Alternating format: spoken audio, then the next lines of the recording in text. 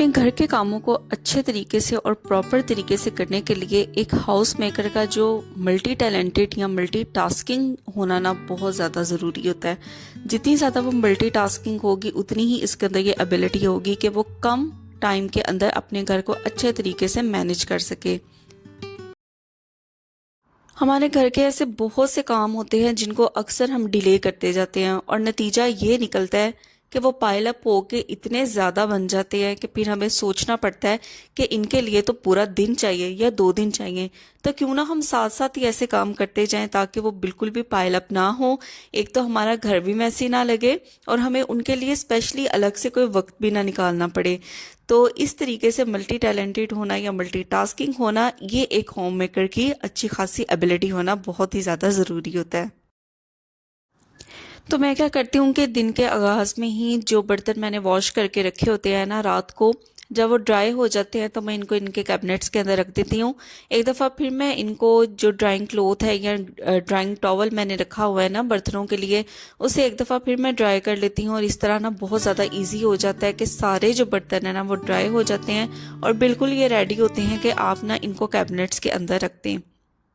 अगर ये ऐसे ही पड़े रहे ना और इनको बगैर ड्राई किए कैबिनेट्स के अंदर रख दूँ तो फिर जो कैबिनेट्स के अंदर है ना वो स्मेल एक आनी शुरू हो जाती है जो कि बहुत ही ना बुरी लगती है। तो कोशिश मैं यही करती हूँ कि साथ के साथ जो बर्तन खुश्क हो जाएं ड्राइंग रैक में, उनको मैं खुद से एक दफ़ा ड्राई करके तो फिर उनकी जो डेजिग्नेटेड प्लेस हैं या कैबिनेट्स हैं उनके अंदर रख दूँ। तो इस तरीके से ना बहुत ज़्यादा जो बर्तन है ना वो पाइल अप नहीं होते और थोड़े थोड़े बर्तन जो होते हैं ना वो साथ के साथ जब भी किचन में मेरा चक्कर लगता है तो मैं कोशिश करती हूँ कि उनको उनकी जगह पे रख दूँ जब वो ड्राई हो जाते हैं। तो बर्तन समेट के ना मैं लिविंग एरिया में बैठने आ रही थी तो मैंने देखा कि जो सोफ़ा है ना उसकी जो गद्दियाँ हैं ना वो ख़राब हुई हैं। तो अब मैं बैठ के सोचती रहूँ कि इनको बाद में ठीक करूँगी, तो इससे बेहतर है कि मैं रूम के अंदर जब लिविंग एरिया में एंटर हुई हूँ तो सामने मेरे एक चीज़ ख़राब है, तो क्यों ना उसके अंदर बिल्कुल हार्डली 1 से 2 मिनट भी नहीं लगने, तो क्यों ना मैं उसको अभी ठीक कर लूँ।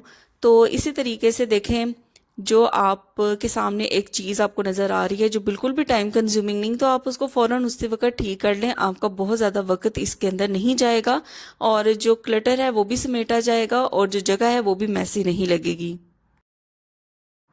कपड़ों को लेके एक जो कंसर्न रहता है ना हर होम मेकर का, वो ये होता है कि जब भी हम कपड़ों को समेट के कबर्ड के अंदर रखते हैं वो फिर भी इतनी मैसी लुक देती है। तो क्यों ना कपड़ों को पहले ही इस तरीके से फोल्ड करके रखा जाए कि कबर्ड जो है वो बिल्कुल भी मैसी ना लगे और उसके अंदर नए कपड़ों के लिए जगह भी मौजूद रहे। तो यहाँ पे मैं पैंट को फोल्ड करने का तरीका आपको मैंने दिखाया है। तो इस तरीके से ना मैं पैंट को फोल्ड करके तो रख लेती हूँ। एक तो इससे लुक बड़ी अच्छी आती है और दूसरा ये है कि स्पेस इतनी ज़्यादा बन जाती है ना कि आप मज़ीद नई चीज़ें रखने के लिए या कपड़े रखने के लिए आपके पास जो कैबिनेट की या कबर्ड की स्पेस होती है ना वो फ्री रहती है। तो एक दफ़ा मैं आपके साथ भी ये तरीका शेयर कर लेती हूँ। तो बिल्कुल मैं क्या करती हूँ, जो पैंट्स हैं या ट्राउज़र्स हैं या शलवार हैं उसको मैं नीचे से इस तरीके से ना दोनों साइड से फोल्ड करती हूँ। तो 1 या 2 तय मैं इसकी लगा लेती हूँ और तय लगाने के बाद आप देखेंगे कि बिल्कुल ये इस तरीके से 2 साइड बाय साइड इसके आप समझ ले फोल्ड्स बन गए हैं। अब एक के ऊपर हमें दूसरे फोल्ड को रख देना है। तो ये देखें कितने ज़बरदस्त तरीके से जो पैंट है या ट्राउज़र है या शॉर्ट्स हैं या शलवार है, आप उसको इस तरीके से फोल्ड कर सकते हैं। बहुत ही नीट एंड क्लीन लुक लेता है। अगर बात की जाए शर्ट्स की तो यहाँ पे मैं आपको टी शर्ट के साथ करके दिखा देती हूँ। तो मैं ज़्यादातर क्या करती हूँ, टी शर्ट्स हो गई हैं या कुर्ते हो गए या कमीज़ हो गई, तो उनको मैं सेम इस तरीके से ना फोल्ड कर लेती हूँ। इससे भी कैबिनेट के अंदर या जो भी कबर्ड होती है ना उसकी लुक भी बड़ी अच्छी आ जाती है। आपके कपड़े जो कबर्ड के अंदर है पड़े हुए वो बहुत अच्छे लगते हैं। तो सिंपल एक साइड से इस तरीके से मैंने इसको फोल्ड कर लिया और दूसरी साइड से भी मैं इसको ऐसे ही फोल्ड कर लूँगी।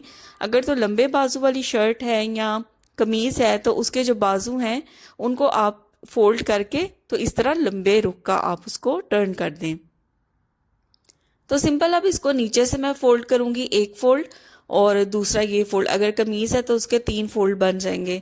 तो ये देखिए बिल्कुल जिस तरह हम मार्केट्स में जाते हैं शॉपिंग के लिए तो वहाँ पे शर्ट्स इस तरीके से उन्होंने रखी होती हैं तो कितनी प्यारी लुक देती हैं। तो सेम अगर हम इसी तरीके से इनको अपनी कबर्ड के अंदर रखेंगे तब भी ये बहुत ही प्यारी और एलिगेंट सी लुक देंगी। तो यहाँ पे मैं इस तरीके से फोल्ड करके अपने कपड़ों को रख देती हूँ कबर्ड के अंदर। स्पेस भी बहुत ज़्यादा बच जाती है और कबर्ड खोलो तो बिल्कुल भी आपको सर में दर्द नहीं होता कि इतना ज़्यादा मैस है जिसको अभी समेटना है। बहुत ही नीट एंड क्लीन लुक आती है। कुछ दिन पहले मैं मार्केट से ना ये शीशे के ग्लास जो है वो परचेज करके लाई थी। अब कैबिनेट के अंदर ना मुझे इसके लिए स्पेस बनानी थी, तो कैबिनेट के अंदर मैंने इसकी स्पेस तो बना ली और वो आइडिया ये था कि मैं इनको एक दूसरे के ऊपर इस तरीके से वर्टिकल फॉर्म में रखूं। लेकिन जब मैंने इनको इस तरीके से वर्टिकल फॉर्म में रखा तो कैबिनेट की स्पेस तो सेव हो गई, लेकिन इनको ग्लासेस को ना एक दूसरे के अंदर से निकालना काफ़ी ज़्यादा ना टफ हो जाता है। तो ये इतने बुरे तरीके से अक्सर फंस जाते हैं एक दूसरे के अंदर कि ये टूट भी सकते हैं। तो यहाँ पे छोटा सा एक हैक मैं फॉलो करती हूँ। मैंने यहाँ पे ले लिए हैं रजिस्टर के पेजेस, या आप किसी भी बुक के ले सकते हैं, अखबार के भी ले सकते हैं। इनको जितने भी ग्लास है ना उसके अकॉर्डिंग मैं इनको कट कर लूँगी। तो यहाँ पे जो पेपर्स है ना, मैंने रजिस्टर के पेपर लिए हैं, तो इसको मैं 4 पीसीज में कट कर लूँगी। तो मेरे पास टोटल ये 6 ग्लास हैं, तो मैं 3 ग्लास जो है ना उनके साथ आपको भी एक दफ़ा ये करके दिखा देती हूँ। तो इस तरीके से जो भी डायरी है या रजिस्टर है या अखबार है उसके पेजेस को कट कर लेना है। अब हम इसको वर्टिकल भी रखेंगे ना ग्लासों को एक दूसरे के अंदर, फिर भी ये नहीं फंसेंगे। तो सिंपल एक ग्लास लिया, उसके ऊपर जो भी रजिस्टर का पेज है या न्यूज़पेपर है उसको आपने रखना है और उसके ऊपर दूसरा ग्लास रख देना है।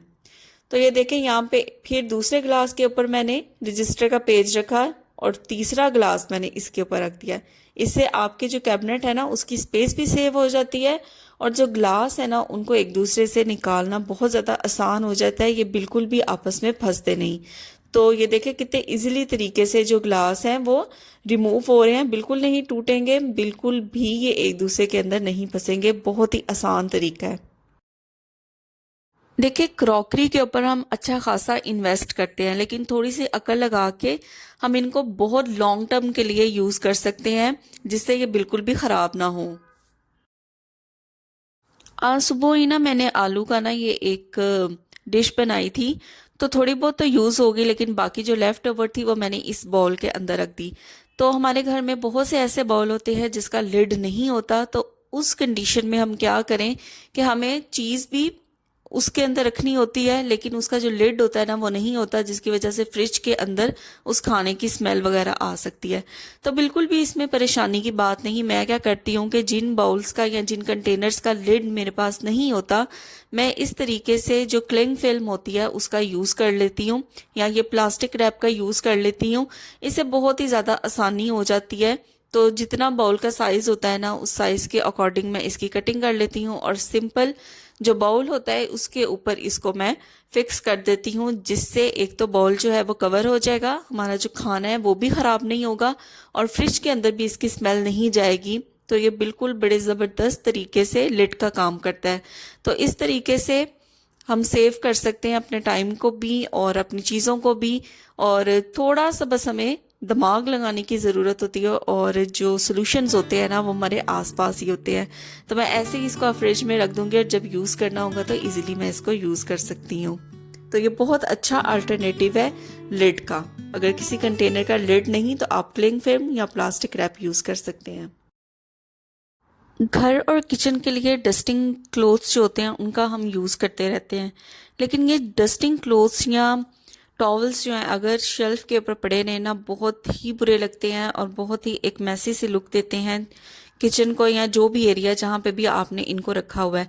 तो मैं क्या करने लगी हूँ, मेरे पास ना ये एक कमांड हुक पड़ी थी। अच्छा, ये वाली कमांड हुक ना मुझे बहुत ज़्यादा पसंद है। एक तो ये ट्रांसपेरेंट है और दूसरा ये कि इसकी जो ग्रिप है ना वो बहुत ही ज़बरदस्त है। काफ़ी ज़्यादा वेट जो है ना ये बियर कर लेती है। तो मेरा जो सिंक एरिया है ना उसके नीचे का जो कैबिनेट है उसके अंदर मैंने सारी इस तरीके की चीज़ें रखी हुई हैं जो क्लीनिंग पर्पस के लिए होती हैं, जैसे हार्पिक हो गया, डिटोल हो गया, सर्फ हो गया, डिश वॉश लिक्विड हो गया। तो ये सारी चीज़ें मैंने सिंक एरिया के नीचे कैबिनेट में रखी हैं। तो वहीं पे मैं इसको ना हैंग करूंगी जो डस्टिंग क्लोथ है। तो सिंपल ये कमांड हुक जो है इसका मैंने स्टिकर पीछे से रिमूव कर दिया है और जो कैबिनेट का डोर है ना इनर साइड पे वहां पे मैं इसे स्टिक कर दूंगी। तो डोर की जो बाकी स्पेस है ना, वहाँ पे भी अगर ज़रूरत पड़ी कोई चीज़ हैंग करने की तो सेम यही कमांड हुक लगा के मैं दूसरी चीज़ें भी इसके ऊपर हैंग करूँगी। एक ट्रांसपेरेंट होने की वजह से ये बिल्कुल भी जो है ना वो बुरी नहीं लगती, और इसकी जो ग्रिप है ना वो बहुत ज़बरदस्त है। तो यहाँ पे ये देखें, जो डस्टिंग का कपड़ा था ना वो मैंने यहाँ पे हैंग कर दिया है, और सिंपल जो कैबिनेट क्लोज हो जाएगा तो ये नज़र भी नहीं आएगा। तो अक्सर ये क्वेश्चन आता है कि क्या ये डस्टिंग क्लोथ गीला होगा तो कैबिनेट के अंदर ड्राई हो जाएगा। तो कैबिनेट देखिए खुलता रहता है कंप्लीटली, आप समझ लें कि पूरा दिन ये बंद नहीं रहता, तो इस वजह से ये इजीली ड्राई हो जाता है। घर में मौजूद हर तरीके के जो कंटेनर्स होते हैं उनकी हम बड़ी ज़बरदस्त तरीके से सफाई करते हैं, लेकिन जो इस तरीके के लिड होते हैं कंटेनर्स के जिनके अंदर रबर लगा होता है, उसको अक्सर हम निगलेक्ट कर देते हैं, क्योंकि ये जो रबर होता है ना ये भी बहुत ज़्यादा कंटेमिनेट हो जाता है फूड से, और फिर ये भी जर्म्स को क्रिएट करता है। तो इसको आज मैं क्लीन करने लगी हूँ। मेरे पास ये एक कंटेनर था और इसका जो लिड था ना उसके अंदर इस तरीके का रबर लगा हुआ था। तो सिंपल मैंने एक दूसरे कंटेनर में 2 कप के करीब पानी लिया है। इतना पानी लूंगी कि अच्छे तरीके से ये जो रबर है इसके अंदर डिप हो जाए।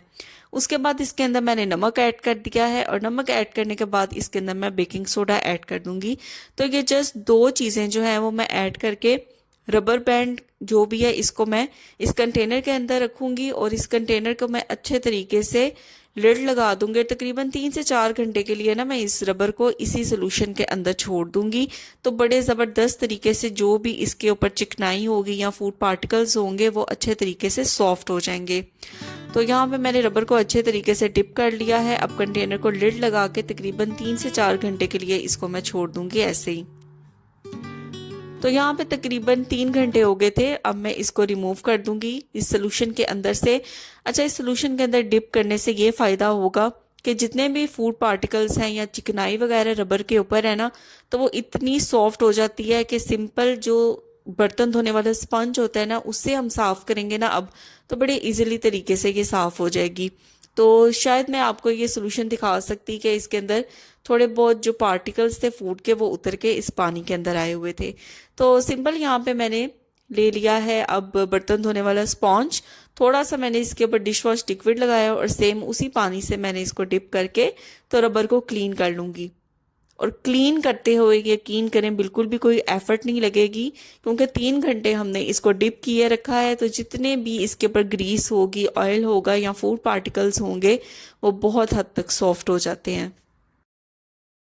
तो वॉश करने के बाद सिंपल मैं इसको ड्राई कर लूँगी, और ड्राई करने के बाद जो भी कंटेनर का लिड था जिसका ये रबर था उसके ऊपर दोबारा मैं इसे फिक्स कर लूँगी। तो ये छोटे छोटे से हैक्स होते हैं घर को नीट एंड क्लीन रखने के लिए, अपने घर वालों की सेहत का ख्याल रखने के लिए। अगर हम इनके लिए स्पेशल सोचने बैठ जाए ना कि फिर किसी वक्त करेंगे फिर किसी वक्त करेंगे, तो यकीन करें काम जो है ना वो बहुत ज़्यादा पाइल अप होना स्टार्ट हो जाते हैं। तो छोटे छोटे कामों के लिए दिन में ही थोड़ा सा वक्त निकालें ताकि इजीली आप इनको मैनेज कर सकें। तो ये थी मेरी आज की वीडियो। मिलूंगी आपसे नेक्स्ट वीडियो में। वीडियो पसंद आई है तो इसको लाइक शेयर और सब्सक्राइब ज़रूर करिएगा चैनल को। तो मिलूंगी फिर आपसे नेक्स्ट वीडियो में। Till then take care, bye bye.